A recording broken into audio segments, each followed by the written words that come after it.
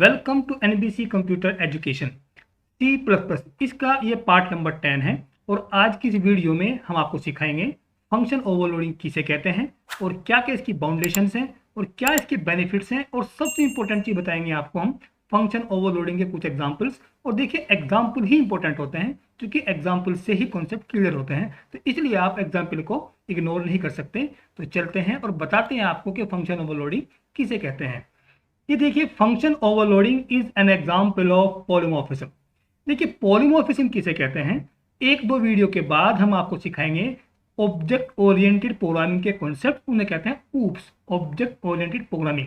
तो पॉलीमॉर्फिज्म जो होता है ये ऊप्स का ही एक कॉन्सेप्ट है। इसकी डिटेल तो तभी आएगी जब आपको हम ऊप्स सिखाएंगे। फिलहाल आप थोड़ा समझिए कि one name and multiple form, एक ही नाम को अलग अलग फॉर्म में यूज करना अलग अलग काम के लिए, वो कहलाता है पॉलीमॉर्फिज्म।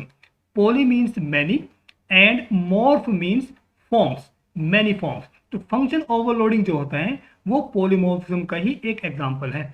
और ये होता क्या एक्चुअल फंक्शन ओवरलोडिंग, ये देखिए लिखा हुआ है साफ कि if a function is defined more than one time, अगर आप किसी फंक्शन को एक से ज्यादा बार डिफाइन कर देंगे फॉर डिफरेंट टास्क, अलग अलग काम के लिए, then we can say it function overloading. तो उसे कहते हैं हम फंक्शन ओवरलोडिंग। इट मीन्स अगर आप एक ही प्रोग्राम में एक ही नाम का फंक्शन एक से ज्यादा बार डिफाइन कर देंगे अलग अलग काम के लिए, तो उसे कहते हैं फंक्शन ओवरलोडिंग। लेकिन ये पॉसिबल कैसे होगा, तो उसकी कुछ बाउंडेशंस हैं। तो अब बताते हैं हम आपको फंक्शन ओवरलोडिंग की बाउंडेशन के बारे में। और देखिए, बाउंडेशन ये है कि फंक्शन आर्गुमेंट या पैरामीटर भी कह सकते हैं must be different in any one of the following format. जब आप फंक्शन ओवरलोडिंग करेंगे, इसका मतलब जब आप एक से ज्यादा फंक्शन बनाएंगे एक ही प्रोग्राम के अंदर, तो आपको उनके जो पैरामीटर्स हैं, जो आर्गुमेंट्स हैं, वो आपको डिफरेंट करने पड़ेंगे। और तीन तरीके से कर सकते हैं। नंबर 1 पे है डिफरेंट नंबर ऑफ आर्गुमेंट। देखिए, जैसे मैंने एक फंक्शन डिफाइन किया ABC के नाम से, और इसमें एक वेरिएबल लिया मैंने इंटीजर का x। उसके बाद मैंने ABC नाम का एक और फंक्शन लिया है और इसके अंदर मैंने दो आर्गुमेंट डिफाइन किए हैं। तो इसमें एक आर्गुमेंट है और इसमें दो आर्गुमेंट है। तो इनके जो आर्गुमेंट है या पैरामीटर है हमने चेंज कर दिए हैं और नाम दोनों फंक्शन का एक ही है, ABC, राइट। तो इसे कहते हैं ओवरलोडिंग। आप चाहे तो और भी ABC नाम के फंक्शन बना सकते हैं, लेकिन आर्गुमेंट मैच नहीं होने चाहिए। और जब आप इसको कॉल करेंगे इस तरीके से ABC, और आपने यहाँ पे एक आर्गुमेंट दिया है 20, कोई भी आर्गुमेंट आप दे सकते हैं, तो ये उस फंक्शन पे जाएगा, उस ABC वाले फंक्शन पे जाएगा जिसमें हमने एक आर्गुमेंट लिया हुआ है। इट मीन्स यहाँ से ये इस वाले फंक्शन को कॉल करेगा। अगर आप यहाँ पे दो आर्गुमेंट डाल रहे हैं, कोमा लगा के 20 सपोज, कोमा लगा 30 डाल दिया हमने, तो फिर जाएगा ये इस वाले फंक्शन पे, क्योंकि इसमें दो आर्गुमेंट है। और इसका जो डिसीजन है ये कंपाइल टाइम पे ले लेगा कि इसको कौन से फंक्शन पे जाना है, राइट। नंबर 2 है डिफरेंट आर्गुमेंट टाइप। इसमें देखिए हमने एक आर्गुमेंट लिया है और एक ही आर्गुमेंट हमने इसमें लिया है। इसमें इंटीजर का आर्गुमेंट है x और इसमें फ्लोट टाइप का आर्गुमेंट है। तो अगर आपने टाइप भी चेंज कर दी तब भी एक नाम के आप एक से ज्यादा फंक्शन डिफाइन कर सकते हैं। तो ये देखिए, ABC नाम का हमने फंक्शन कॉल किया और इसमें एक आर्गुमेंट दिया 10, तो ये कौन से फंक्शन पे जाएगा, इस वाले फंक्शन पे जाएगा। और अगर आप यहाँ पे देंगे फ्लोट टाइप की वैल्यू, तो ये इस वाले फंक्शन पे जाएगा। लेकिन इसमें एक एरर देगा, बताऊंगा अभी आपको थोड़ी देर में कि इससे एरर क्यों आती है और उस एरर को रिजोल्व कैसे करते हैं। नंबर 3 है डिफरेंट सीक्वेंस ऑफ टाइप। इसमें देखिए मैंने दो आर्गुमेंट लिए हैं, एक इंटीजर और एक फ्लोट, और इस वाले फंक्शन में भी मैंने दो आर्गुमेंट लिए, लेकिन इनके सीक्वेंस मैंने चेंज कर दिए। फ्लोट इधर कर दिया है और इंटीजर इधर कर दिया है। इसमें इंटीजर इस साइड में है और फ्लोट इस साइड में है। जब आप इसको कॉल करेंगे और आपने यहाँ पे 10,4.5 दिया है, तो ये उस वाले फंक्शन पे जाएगा जिसमें इंटीजर और फ्लोट है। ये देखिए, इसमें इंटीजर पहले है, फ्लोट बाद में है, तो यहाँ से इस वाले फंक्शन पे जाएगा। तो ये तीन फॉर्मेट है, तीन तरीके से आप आर्गुमेंट को डिफरेंट कर सकते हैं, तब भी एक नाम के एक से ज्यादा फंक्शन आप बना सकते हैं। और इसका बेनिफिट क्या बताएंगे थोड़ी देर में। सबसे पहले आप ये समझिए कि इनमें ये एरर क्यों देगा। तो चलते हैं हम IDE में और बताते हैं आपको कि एरर किस वजह से आएगी और उसको रिजोल्व कैसे करते हैं। और ये आ गया IDE में, और यहाँ पे मैंने प्रोग्राम को टाइप करके रखा हुआ है जिससे कि टाइम वेस्ट ना हो। तो ये देखिए, मैंने ABC नाम का एक फंक्शन डिफाइन किया और इसमें एक आर्गुमेंट है इंटीजर टाइप का। उसी तरीके से मैंने एक और फंक्शन डिफाइन किया, इसका भी नाम ABC है, लेकिन इसमें दो आर्गुमेंट है। तो इसे कहते हैं ओवरलोडिंग, कि आपने एक नाम के एक से ज्यादा फंक्शन डिफाइन किए हैं लेकिन आर्गुमेंट मैच नहीं कर रहे हैं, इसलिए काम करेगा। और जैसे ही आप इसको रन करेंगे तो यहां से प्रोग्राम चलना स्टार्ट होगा। तो यहाँ से कौन से फंक्शन में जाएगा जिसमें एक आर्गूमेंट लिया है, तो इट मीन्स यहाँ से जाएगा ये इस वाले फंक्शन पे, क्योंकि इस फंक्शन के अंदर ही हमने एक आर्गूमेंट लिया है, तो 10 जाएगा x में और फिर इसको प्रिंट करेगा 10। उसके बाद वापस आएगा और यहाँ से जाएगा ये इस वाले फंक्शन पे, क्योंकि इसमें दो आर्गूमेंट हैं और दो हमने यहाँ पे दिए हैं, तो यहाँ से जाएगा यहाँ पे, अब प्रिंट करेगा 20 और 30। अब मैं इसको रन करके देखता हूँ कि ये प्रिंट क्या करता है, और जैसे देखिए रन करेंगे तो आपके सामने आउटपुट आएगा 10, 20 और 30। ये तो था सिंपल केस। अब मैं आपको बताता हूँ कि जब आप एक आर्गूमेंट आपने यहाँ पे लिया है और सपोज मैंने इस फंक्शन के अंदर भी मैंने एक ही आर्गूमेंट लिया है और मैंने इसकी टाइप को चेंज कर दिया, फ्लोट कर दिया मैंने इसकी टाइप को, और अब मैं यहाँ पे इसको भी प्रिंट कर देता हूँ, ये देखिए। और अब यहाँ पे भी मैं एक ही आर्गूमेंट डाल देता हूँ फ्लोट टाइप का, ये मैंने डाल दिया 20.5। अब जैसे ही आप इसको कंपाइल और रन करेंगे तो ये डेफिनेटली एरर देगा, ये देखिए, जबकि मैंने टाइप चेंज की है, यहाँ पे इंटीजर की टाइप है और यहाँ पे फ्लोट टाइप की है और आर्गूमेंट मैंने अलग टाइप के दिए हैं। तो जैसे आप इसे कंपाइल और रन करेंगे तो देखिए डेफिनेटली एरर दे रहा है। वो एरर इस वजह से आ रही है क्योंकि जब भी आप कोई पॉइंट वाली वैल्यू ऐसे यूज़ करते हैं, डायरेक्टली कोई कॉन्स्टेंट यूज़ करते हैं पॉइंट में, तो ये वो एज्यूम कर लेता है कंपाइलर कि ये डबल टाइप की वैल्यू है।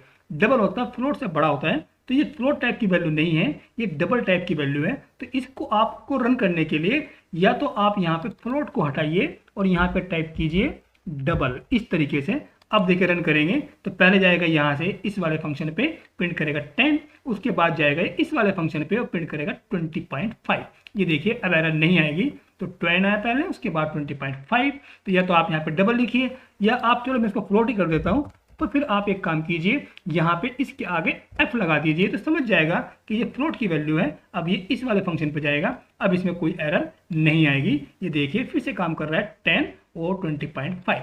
अगर आप इस तरीके से करते हैं कि आपने यहाँ पे एक वेरिएबल लिया, सपोज इंटीजर का a, इसमें डाल दिया मैंने 10, कोई भी वैल्यू आप डाल सकते हैं, और एक मैंने वेरिएबल लिया फ्लोट टाइप का b और इसमें डाल दिया सपोज मैंने 20.5, और यहाँ पे अब आप टाइप कीजिए a और उसके बाद यहाँ पे टाइप कीजिए आप b। इससे भी हमारा फंक्शन ओवरलोडिंग काम करेगा। ये a की वैल्यू जाएगी इसमें क्योंकि ये एक इंटीजर टाइप का वेरिएबल है, और b की वैल्यू जाएगी इसमें क्योंकि ये फ्लोट टाइप का वेरिएबल है। तो देखिए ऐसे भी काम कर जाता है। तो ये देखिए आउटपुट फिर से 10 और 20.5। तो ये इसकी बारीकी है जिसे अक्सर स्टूडेंट नहीं जानते। और अब हम बात करते हैं एडवांटेजेस ऑफ फंक्शन ओवरलोडिंग की। तो ये इसके एडवांटेजेस हैं, तो आप इस वीडियो को पॉज करके और सभी एडवांटेजेस को नोट कर सकते हैं। और सबसे बड़ा जो एडवांटेज है वो ये है कि फंक्शन ओवरलोडिंग की हेल्प से मेमोरी की जो वेस्टेज होती है उसको कम कर सकते हैं। और फंक्शन ओवरलोडिंग की हेल्प से, इट मीन्स इस फीचर की हेल्प से हम एक नाम के एक से ज़्यादा फंक्शन भी बना सकते हैं। और दूसरी बात यह है कि प्रोग्राम को जो एग्जीक्यूशन होता है उसकी स्पीड पे भी फर्क पड़ता है फंक्शन ओवरलोडिंग की हेल्प से। तो मेमोरी स्पेस कैसे बचाए जा सकते हैं ये आप समझिए। इस एग्जांपल को देखिए, इसमें मैंने एक फंक्शन बनाया ABC और एक और ABC बनाया और आर्गूमेंट इनमें डिफरेंट है। अगर मैं यहाँ पे ABC1 और ABC2 दो फंक्शन बना दूं अलग अलग नाम से, इसका ABC1 इसका ABC2, तो मेमोरी में जब ये कंपाइल होगा तो इस फंक्शन की जो जगह एलोकेट होगी वो अलग होगी और इस फंक्शन की जगह अलग से एलोकेट होगी। दो जगह एलोकेट हो जाएगी, इस फंक्शन की अलग और इसकी अलग। अगर मैं एक ही नाम के फंक्शन बनाता हूँ, इसका भी नाम ABC, इसका भी नाम ABC, तो एक ही जगह एलोकेट होगी, उस एक ही जगह में इस फंक्शन का काम भी करेगा और इस फंक्शन का काम भी उसी जगह के अंदर कर देगा। तो इस तरीके से मेमोरी स्पेसेस को बचाया जा सकता है with the help of function overloading. और अब हम बात करते हैं एग्जांपल्स ऑफ फंक्शन ओवरलोडिंग की। फर्स्ट प्रोग्राम है calculate the area of rectangle, circle and square using function overloading. Function overloading का यूज करके हमें एक प्रोग्राम बनाना है जो कैलकुलेट करके बताए रेक्टेंगल का एरिया, सर्कल का और स्क्वायर का। तो चलते हैं IDE में, और यहाँ पे देखिए मैंने हैश इंक्लूड और ये using name space already type करके रखा हुआ है। और अब मैं यहाँ पे फंक्शन डिफाइन करता हूँ void एरिया, और मैंने यहाँ पे इंटीजर में लेंथ और एक ले लिया ब्रेथ। तो ये तो हो गया हमारा फंक्शन रेक्टेंगल का एरिया कैलकुलेट करने के लिए।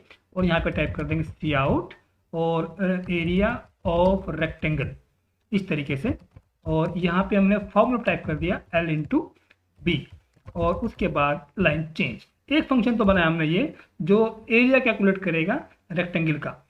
अब दूसरा फंक्शन बनाते हैं, उसका भी नाम एरिया, तो ये हो गया हमारा ओवरलोडिंग, क्योंकि एक नाम के एक से ज़्यादा फंक्शन बनाएंगे तो उसे ओवरलोडिंग कहते हैं।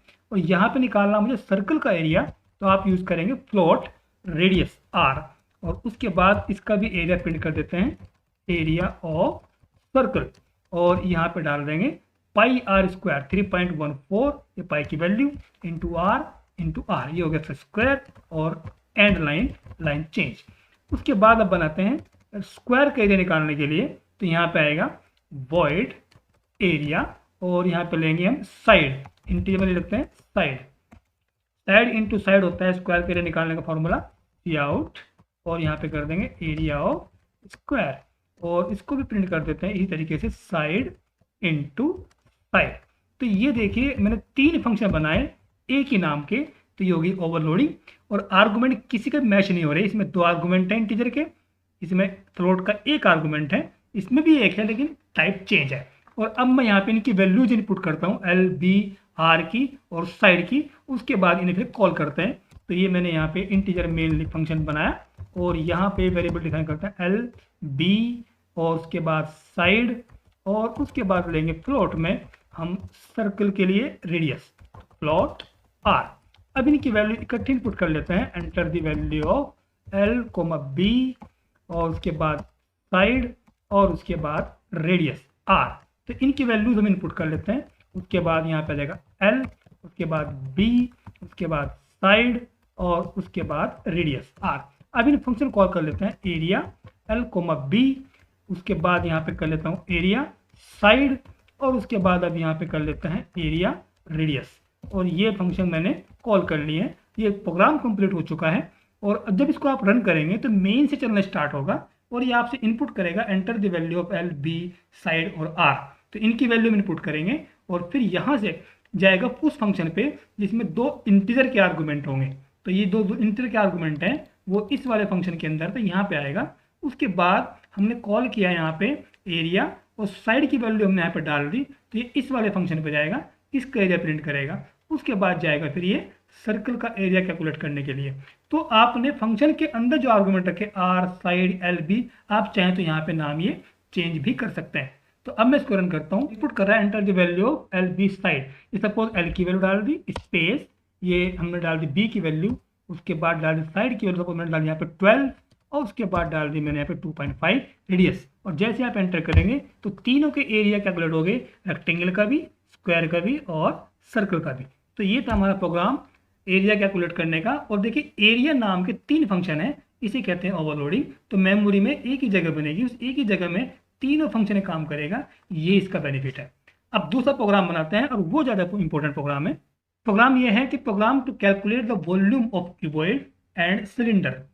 क्यूबॉइड का वॉल्यूम कैलकुलेट करना है और सिलेंडर का फंक्शन ओवरलोडिंग का यूज़ करके, लेकिन आउटपुट होना चाहिए मेन्यू ओरिएंटेड, इस तरीके से कि 1 प्रेस करेंगे तो ये प्रिंट करेगा वॉल्यूम ऑफ क्यूबॉइड, उसके बाद 2 प्रेस करेंगे तो करेगा सिलेंडर का वॉल्यूम कैलकुलेट करेगा, और 3 नंबर जब दबाएंगे यहाँ पे तो ये प्रोग्राम से बाहर आ जाएगा। जब तक आप 3 नंबर नहीं दबाएंगे तब तक ये बाहर नहीं आएगा, तब तक ये मेन्यू के अंदर ही रहेगा। और ये मैंने यहाँ से सेलेक्ट किया, और सेलेक्ट करने के बाद अब मैं इसको यहाँ से हटा देता हूँ। और एक और हेडर फाइल इंक्लूड करेंगे, और ये क्यों करते हैं बताएंगे आपको थोड़ी देर में। और उस फाइल का नाम है stdlib, और ये क्यों करते हैं समझाएंगे आपको। और फिलहाल मैं यहाँ पे फंक्शन डिफाइन कर देता हूँ, ये मैंने किया void वॉल्यूम, और यहाँ पे लिया मैंने इंट में ले रखता हूँ l int b और int h फॉर हाइट। ये तो हो गया क्यूबॉइड के लिए, l into b into h, और प्रिंट कर देते हैं यहाँ पे वॉल्यूम ऑफ क्यूबॉइड। ये मैंने इसका जो वॉल्यूम था वो प्रिंट कर दिया है, और यहाँ पे formula l into b into h, इस तरीके से। और अब यहाँ पे लाइन चेंज, एक फंक्शन तो हमने ये बनाया।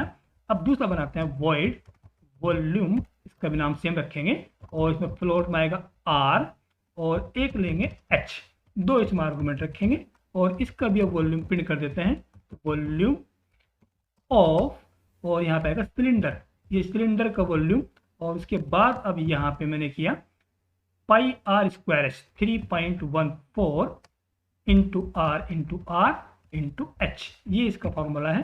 और यहाँ पे भी लाइन चेंज, दोनों फंक्शन मैंने बना दिए। मेन फंक्शन में इंपॉर्टेंट है, अब ये हमारा बनाया मेन फंक्शन, और यहाँ पे एक वेरिएबल ले लेंगे चॉइस का, जिसे मैंने आउटपुट में आपको बता रखा। तो ये देखिए, ये है उसका आउटपुट। ये देखिए 1 नंबर पे ये, 2 नंबर पे ये, 3 नंबर पे एंटर चॉइस। तो चॉइस नाम का मैंने एक वेरिएबल ले लिया और इसमें मैंने यहाँ मेन्यू बनाया इस तरीके से, सी आउट, और यहाँ पे डाल दिया 1 नंबर पे आएगा वॉल्यूम ऑफ क्यूबॉइड। ये मैंने मैसेज दे दिया कि 1 नंबर से आप क्यूबॉइड का वॉल्यूम कैलकुलेट कर सकते हो। उसके बाद नंबर 2 पे डाल देते हैं वॉल्यूम ऑफ सिलेंडर के लिए, और उसके बाद फिर यहाँ पे भी मैंने लाइन चेंज की, और उसके बाद अब यहाँ पे आएगा एग्जिट, ये बाहर निकलने के लिए होता है। और उसके बाद अब यहाँ पे एक लाइन ड्रॉ कर सकते, जिससे थोड़ा आउटपुट देखने में अच्छा लगे, और ये कोई जरूरी नहीं है कि लाइन ड्रॉ करनी है पड़ेगी आपको, ऐसा कुछ नहीं है।